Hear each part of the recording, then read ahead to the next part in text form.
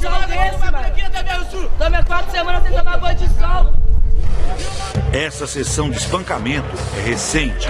Aconteceu em maio no complexo Vila Maria da Fundação Casa, antiga FEBEM, na zona norte da capital paulista.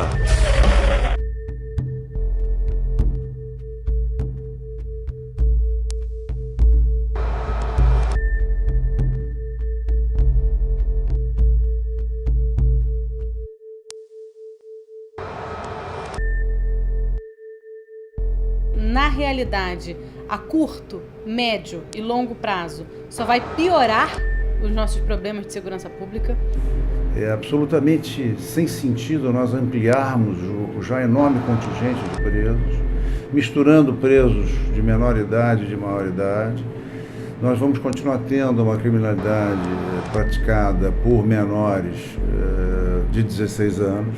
Você reduzir a maioridade penal, a sociedade vai estar dando um tiro no próprio pé, né?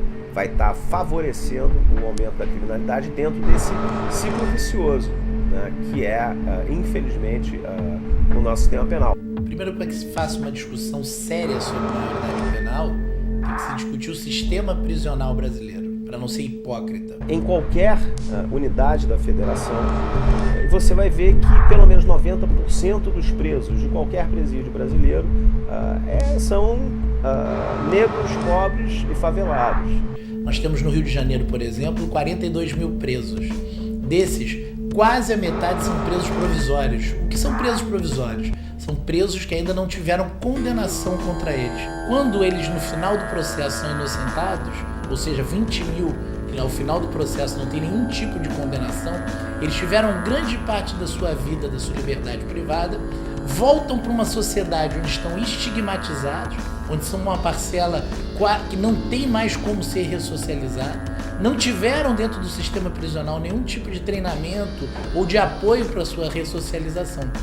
Esse sistema, sim, é uma grande fábrica das atividades criminosas.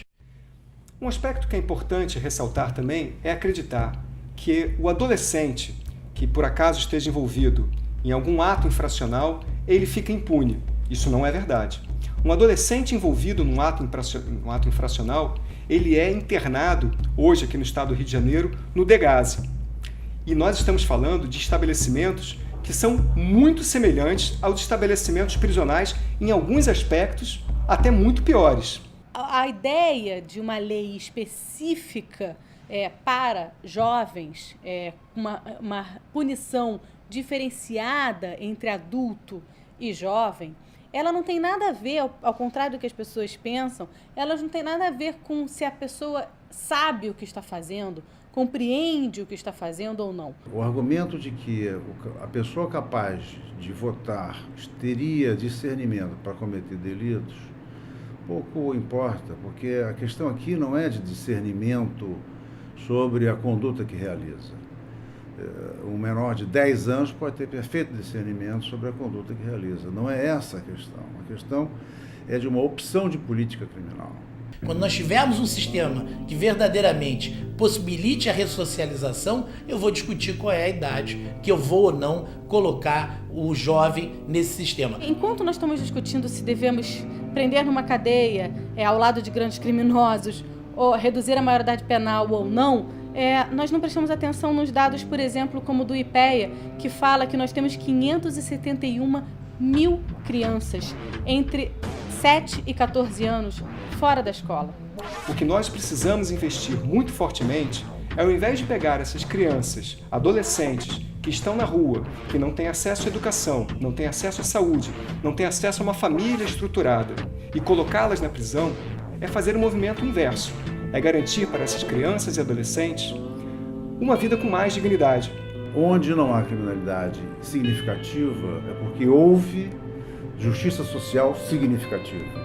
Não é uma discussão séria sobre o futuro da juventude brasileira. É uma discussão para saciar setores da mídia, é uma discussão para saciar setores que veem no sistema prisional a punição e o ódio. O maior número de prisões não significa maior segurança para a população. Maioridade penal. Você é a favor ou contra? Por que esse debate vem sendo colocado em pauta com tanta veemência em nossa sociedade? Por conta da mídia ou por realidade que atinge a sociedade? Sendo que apenas 10% dos jovens menores de 18 anos são responsáveis pelos crimes no território nacional. Não seria essa uma vingança estatal de um Estado que não consegue garantir direitos mínimos para uma vida digna e nem segurança aos cidadãos, se colocando como única saída a exclusão do transgressor do meio social? Um dado extremamente relevante é que no Brasil 54% da população é negra e 64% da população carcerária também é negra. Queria mandar um salve para meu irmão Neto, que me fez esse convite de participar desse debate, e a todo o grupo, né, que está com ele junto nessa produção. Eu me chamo Alex Lima Vasques, sou bacharel interdisciplinar em Humanidades pela UFBA, graduando no curso de Direito, bem como mestrando em Estudos Étnicos e Africanos também pela Universidade Federal da Bahia. Então a gente está se propondo aqui a discutir redução da idade penal. E eu gostaria de colocar 2 elementos que eu penso como elementos cruciais para discutir, né, essa temática. Um elemento que eu quero trazer é a desresponsabilização dos governantes. E o segundo elemento é a racialização dessa proposta, dessa política que sempre volta à tona no Congresso Nacional. O primeiro elemento da desresponsabilização dos parlamentares e do Estado, dos governantes, é no intuito de que os governantes, os parlamentares, se desresponsabilizam, né, de enfrentar a violência, de enfrentar a falta de oportunidade, de enfrentar a falta de acesso a emprego, a renda, esporte, cultura e lazer, e querem responsabilizar a juventude como, né, a mola propulsora de produzir violência no nosso país. Nós sabemos que a juventude não é o principal agente, não se trata, né, dos jovens produzir a violência no nosso país. A violência tem uma causa muito mais profunda, é uma causa histórica, que são as desigualdades sociais produzidas historicamente, a nossa história de escravização. É sabido através de vários dados, né, produzidos, conteúdos e artigos, que reduzir a maioridade penal, bem como outras propostas, só aumentaria, né, o número do encarceramento em massa no nosso país. Temos exemplos de outros países em que há um forte encarceramento em massa, por conta, inclusive, da redução da maioridade penal, né? A gente tem os Estados Unidos, que tem um exemplo de um número alarmante do número de presos que subiu, né, para quase 2 milhões, e isso não diminuiu a violência, né? Já está mais do que claro que encarceramento em massa não diminui a violência. Isso em um país, né, que tem um nível educacional, né, ainda maior do que o nível educacional de instrução do nosso país, que é considerado, né, subdesenvolvido, de terceira geração. Isso no Brasil é mais que provado também que só aumenta a criminalidade no nosso país.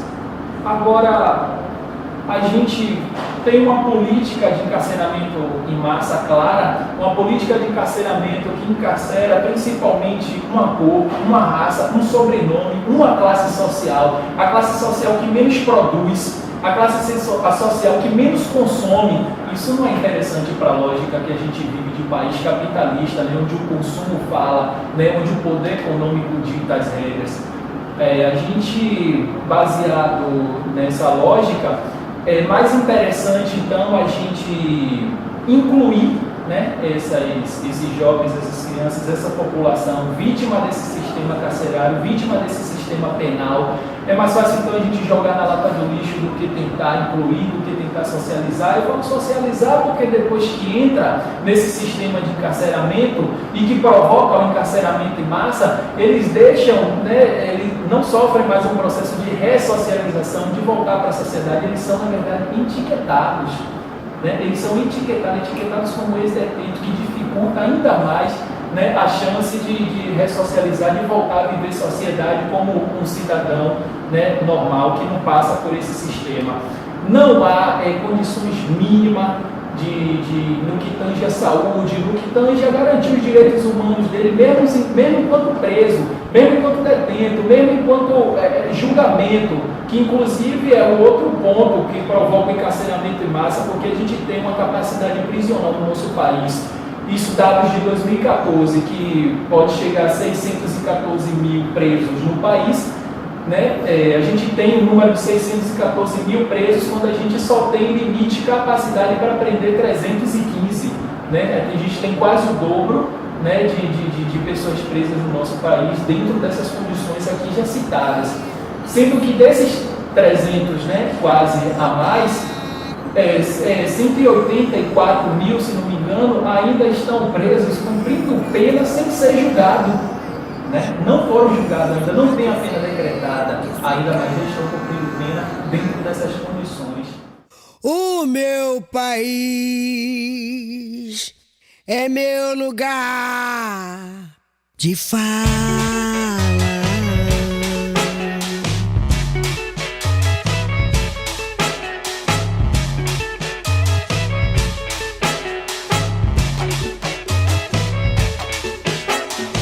Mil nações moldaram minha cara, minha voz uso pra dizer o que se cala. Ser feliz no vão, no triste, é força que me embala.